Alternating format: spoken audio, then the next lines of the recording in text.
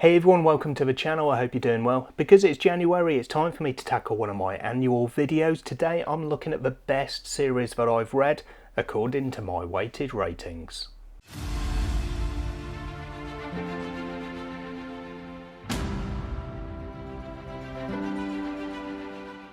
So this is now the third edition, the third year in a row that I've done this video where I look at the top series that I've read according to my weighted ratings.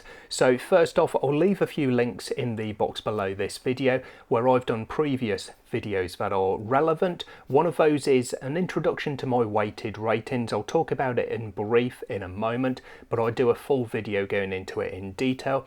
And then I'll also link the previous 2 years editions of this video as well, so you can see what was on there previously and of course therefore what has changed.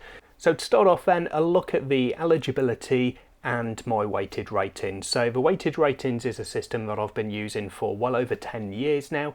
Every book that I finish, I rate using this system. It's a system that I've devised, but it's very similar to various other things, most notably Corpile, where I rate in different categories, but I weight them based on what's important to me and what I look for in a book. So I have 4 categories that I rate out of 20. That's the overall enjoyment, the world building, the characters, and the plot. I rate the writing style out of 10, the pacing out of 5, and then I've also got a discretionary section which is down to me, which is also out of 5.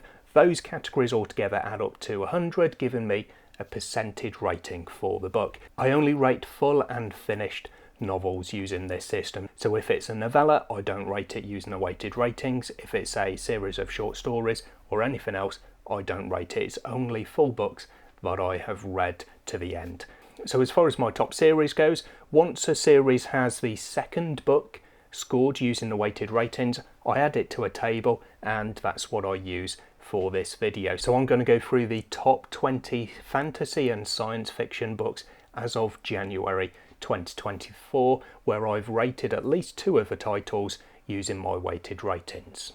Now, when I did the first of these videos, there were 19 series that appeared on the list. There are now exactly 40. This year compared to last year, there are 13 new entries, and I think 9 of those appear within the top 20. Previously, in the first year, there were no science fiction, it was just fantasy. Last year's video had 1 science fiction series. This year I've got 5 science fiction series within that top 40, and 3 of those appear in the top 20 that we're going to go through today. So I'm going to start at the bottom and run from 20th up to 1st. I'm not going to talk too much about each of the series, especially those that have appeared previously, but I will go through the scores that I gave each individual book. So in 20th we've got a new entry, and it's one of those science fiction titles as well. This is Fractured Orbit by Herman Stoenager. There are 3 books in this series and I've read and rated all 3 of those using my weighted ratings. It came out with an average of 80.33, so we're starting quite high at the bottom of the top 20. The 3 books that make up this series scored 82, 79 and 80% respectively, book 1, 2 and 3. I've really enjoyed this series so far. You can see there was a little bit of a drop with book 2, but book 1 I very much enjoyed, and book 3 really started to bring back some of those elements that I did enjoy here. So I'm looking forward to continuing this series and seeing whether it's one that can go higher up in this list. There are 2 ties in this list, and one of those is equal 18. So I'm going to start with the second new entry in a row. This is Melatu by James Lloyd Doolin. 2 books have been released and read and rated in this series. They scored 78 and 83 to give an average of 80.5. Again, this is one that I've really enjoyed. I definitely had a great time with the second book, where we really built on what we learned in the first book. It's a really interesting world, really interesting magic, and again, I'm really looking forward to getting back into this one and seeing where we go. I do have the novella ready to read as well. I haven't got around to it as yet, but it's one that I'm excited to get to learn more about this world, and especially this spirit magic that you have, I've really been enjoying. Also scoring 80.5 and sharing 18th position in the list with Melatu is Shadows of the Apt by Adrian Tchaikovsky. So this is one of those ones that really shows the difference between my overall kind of gut feeling rating and my weighted ratings when I look at the individual elements on their own before adding them together to get a total figure, because Shadows of Yapt is one of my favourite series, but it does appear quite low down within this particular top 20. I've rated 4 of the books using this system because most of them were before I devised and started using this system.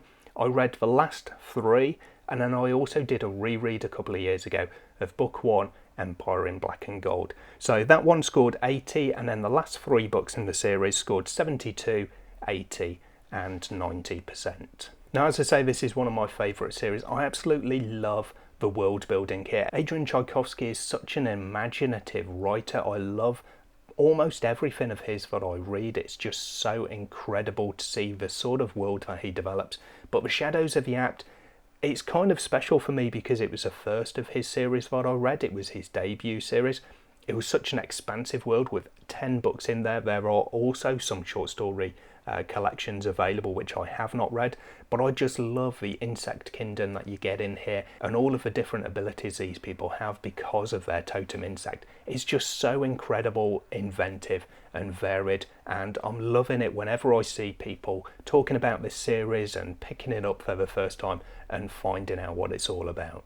I've got another new entry in 17th and it scores 81%. This is The Expanse by James S.A. Corey. So I've got 8 books of the 9 in here because I didn't rate Leviathan Wakes when I read it. It was within the last 10 years whilst I've been using this rating system, but I went through a couple of years where I didn't update it because I was in a bit of a reading slump. So there's a few books, not very many, that I did miss out, and book 1 in this series is one of them. So I'll run through very quickly the scores that I gave books 2 through to 9. They scored 84, 78, 82, 85, 81, 80, 77 and then 81. So there's some real highs and lows, or certainly some ups and downs at least. So I think for me my enjoyment was kind of a bit inconsistent, but it was definitely a good series overall. I think 17th in my list is probably a fair position for me because some of it I didn't enjoy quite that much, especially the last few books in the series. Some of it I really had a great time with. So yeah, definitely an up and down series for me, but overall a very enjoyable experience. In 16th, I've got another title that's dropped. It was 10th in last year's list, and this is the Bloodsworn Saga by John Gwynne, scoring 81.5. So there's 2 books. I haven't updated this one. There hasn't been the 3rd book released and read since I did last year's video. So we've got the 2 books scoring 79 and then 84%. This again is such an incredible world to read about and explore. I love the creativity that's gone on with this one. Very different to Shadows of Yapt in that it's very much got a basis in mythology, so there's nothing that's necessarily new, but there's definitely a new take on it rather than everything being new and learning about it for the first time as you pick up the book. So this one definitely gives a different reading experience because you've got various familiar terms coming off the page as you're exploring this new world, so that does help to sort of ground you in the series a little bit. I love John Gwynne's characters, I love his action scenes, I love pretty much everything that he writes. It's really done well for me. It's the sort of writing that I like, the sort of fantasy that I like, and it's no surprise therefore to find him on this list. In 14th, I've got 2 titles sharing a position. The first of those is a new entry. This is the Darkwater Legacy by Chris Wooding. There are 2 books in this series and I've rated them both, and they score an average of 82%. The 2 individual books were one either side of that, 81 and 83. This one was maybe a bit surprising for me in the rating for the second book being higher than the first, because I think I probably enjoyed the first book more, but you're looking at various different aspects of it, and I often find that as you go through a series, things like the world building especially, the characters as well, will start to get higher ratings as we develop them more, we spend more time with them, we learn more about the world. So you've got several books worth of world building instead of just one. So even if the enjoyment is maybe a little bit down and the plot potentially, those other elements will often lead to a later book in the series having a higher score because of the overall development of it. So a new entry at equal 14th, and sharing position with it in 14th, I've got Quest for Heroes by Stephen Orion. This is a completed duology that was in 9th position in last year's list. So this one again scores 82%, and we've got the same scores but the other way around, 83 for book 1 and 81 for book 2. This one was pretty much because of the storyline itself and the characters. I definitely enjoyed them more in the first book, even though we had an expansion and some very different, I would say, world building in the second book. It gave us a whole new part of the world, and there were some very, very different rules there as well, which made it very interesting, but I just didn't like the story itself quite as much in this second book. In 13th and down from 8, and it's another one of my favourite series. There's 4 books in this list that I'll run through the scores for in a moment. This is Greatcoats by Sebastian de Castell, and the average rating here was 82.25. So we start off with 81, then 82, 86% for book 3, and then 80 for book 4. So again, a bit up and down. The third book in the series was definitely my favourite, and that's borne out in the ratings here with 86%. Fantastic quadrilogy overall. I really love the characters. The world building scores in this one are probably not as high as some other series. Maybe that's why it shows lower down on the list here compared to my my kind of gut feeling, my favourite books, because there's not so much world building there. It's quite a low fantasy world, but the characters and the storylines in here really do drive this series home for me. And then in 12th, it's down from 7th. I've got Threadlight by Zach Argyle, another series that's got some fantastic world building. I really love the magic in here, and the story as well, and the characters are really among my favourites. So a great series, and another one that's deserving of its place on this list. Threadlight, for the 3 books in the series, scored 82.67%. I've got 77, 81 and then 90, so a fantastic progression from the first book through the series until you get to the explosive finale. And then just above Threadlight in 11th, I've got another new entry, and it's the highest of the science fiction titles in my list. I've got The Way Stations by N.C. Scrimger, scoring 83.33% on average. So the 3 books in this series, I scored 80, 84 and 86, again showing some really great progression. There was some great world building in this sci-fi series, some really interesting characters, but the second half, I would say, of the second book, and then the majority of the third book, was such a thrill ride. Everything was happening, it was so exciting, the intensity levels were off the charts, and that really works well for me. So it's a fantastic series for me that just got better and better the deeper into it I got. Into the top 10 then, and in number 10 I've got The Stormlight Archive by Brandon Sanderson. I've only got 2 titles on this list because when I read The Way of Kings I wasn't using my weighted ratings. I think it was just before or possibly within that kind of mini slump that I had where I had a hiatus from using my weighted ratings. Either way, I've read 3 books in the series, but I've only got 2 of them with weighted ratings. So with those 2, I've scored 91 for Words of Radiance. I had a great time with that one, but not so much a great time with Oathbringer, which scores 76. So the average for those 2 is 83.5%, which I think is quite fair and is still a fantastic score, but it's definitely one really strong, for me, title holding up a much weaker one. So interesting to see where this one goes, with Rhythm of War potentially on my list for this year. In 9th and down from 5th in last year's list is The Bound and the Broken by Ryan Carhill. I've got 3 titles in here because, as I said at the top of the video, I don't use my weighted ratings for novellas, so this is only based on the full novels in the series. So The Bound and the Broken scores an average of 83.67. We've got 80, 89 and 82 for the 3 books in the series. I loved book 2 of Darkness and Light. It's one of my favourite fantasy books. I had such a great time with it. Didn't have quite as good time, as you can see by the ratings, with the 3rd book, but again, I'm hoping that the 4th book, when it comes out hopefully this year, is going to bring those scores back up and my enjoyment levels back up as well.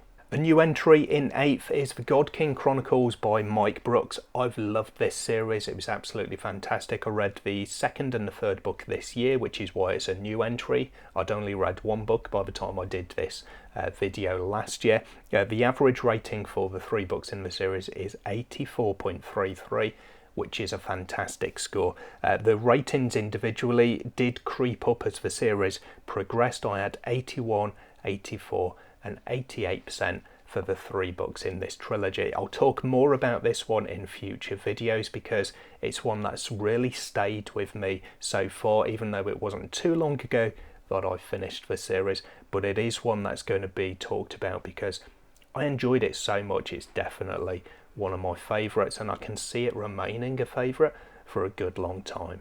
In 7th, and a second title that was previously in 5th, it was in equal 5th with The Bound and the Broken last year, but this year in 7th I've got The Illborn Saga by Daniel T. Jackson. This one comes out with a score of 84.5%, and the 2 books individually that make up the series so far scored 79 and 90. This is another one where the second book really was strong for me. It had such intensity throughout it. I love a good fast-paced book, and that's what I got here. I just read and read and read because the pages were turning so quick for me because I was just enjoying what I was reading. So again, this is one that I'm really excited to see where it goes and see if it can keep such a high score. Down from 4 last year to 6th this year is The War Eternal by Rob J. Hayes. I think when I did this video last year, I'd read 3 of the books. I've now read all 5 to finish the series, and it comes out with an overall score of 84.6%.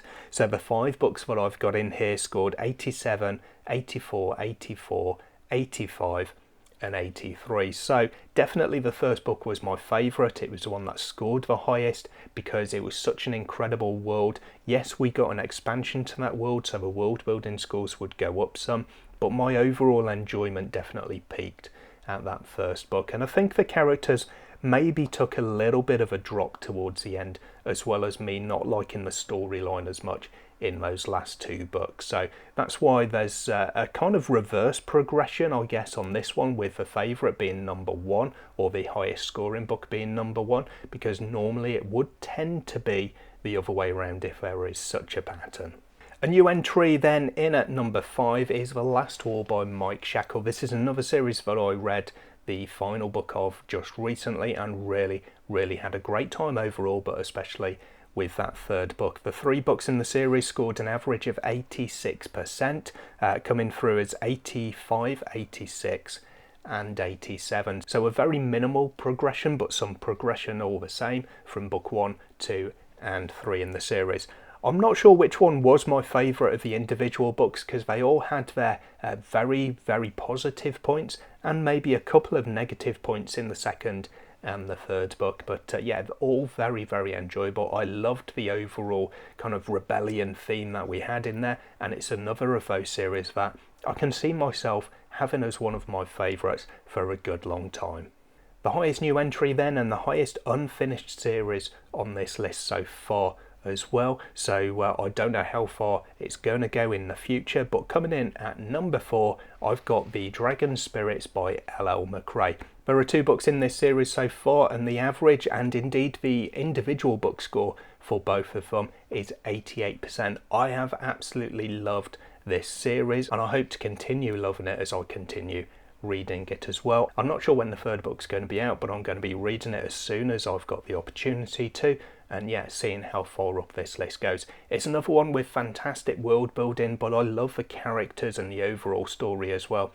Those dragons that you've got in this series though are some of the best that I've read. I just love the invention that's gone into reinventing, I guess, the dragons within this series, so that it's not just the same old thing that you read in any old fantasy. But yeah, I really enjoy the overall story and I can't wait to see where these characters go next.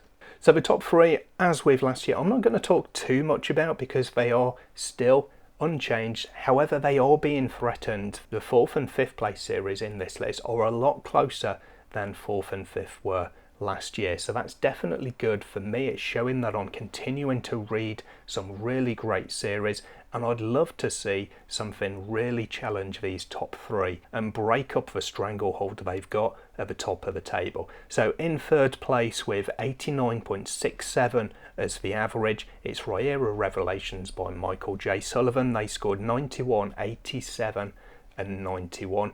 Such an amazing series. It was a long time ago that I read these now, one of the earliest series that I've got on this list, but I loved the characters that you've got in here. I love the adventures that they went on. I love the interaction between them, mostly the main two, Royce and Hadrian. It's absolutely one of the best romances in fantasy, but it's one of the best stories for me as well. I just loved every aspect of it. I do still want to go back to the World of Elan at some point and retry the Rhaenyra Chronicle, see the earlier years of Royce and Hadrian, but that time hasn't hit me just yet. But we'll see what this year holds for the series. In second place still is The Faithful and the Fallen, my all-time #1 favourite series by John Gwynne, scoring an average across the 4 books of 90%. We've got 81 for Malice, the first book introducing the world and starting off the world building for us, and then we hit the 90s with 91, 93 and 95% for books 2, 3 and 4 in the series. So Malice, I said in last year's video, it kind of struggles in my weighted ratings a little bit because you've got all of that scene setting, whereas all of the other books in the series, the heavy lifting has already been done. But I still loved Malice and I loved the rest of the series as well. It's my favourite series for a reason, because I just had a fantastic time reading it. I finished these books, this series, a good number of years ago now, and it still remains up there. Whenever I think about my favourites, I can't see anything just yet tipping this one off the top of the pile. In terms of my weighted ratings though, there is one series that does manage that, although it is actually a linked one. It's the follow-up series of Blood and Bone, which scores 92.67. The 3 books in the trilogy score 90, 93 and 95%. Again, this one is really helped by what came before, because the majority of the world building and some of the character and story work, of course, has already been done by The Faithful and the Fallen. So it might be a little bit unfair. Maybe I would be better placed merging these 2 series into one on the list, I don't know. But because they are individual series, even though they are linked, that's how I've got them on here. But again, I love this one. I do have it on a par. I'm not going to say one of the 2 is better, but I do like both The Faithful and the Fallen and Of Blood and Bone, I would say equally, and it's a fantastic series all around that I will of course always recommend people try out. So there we go, that's my top 20 fantasy and sci-fi series based on my ratings. Were there any surprises in here? What do you expect to see making its way onto this list, or making big changes in its position in this list in next year's video? Let me know in the comments down below. I'll hopefully see you in the next video sometime soon. Until then, as always, take care of yourselves, read some good books. Bye for now.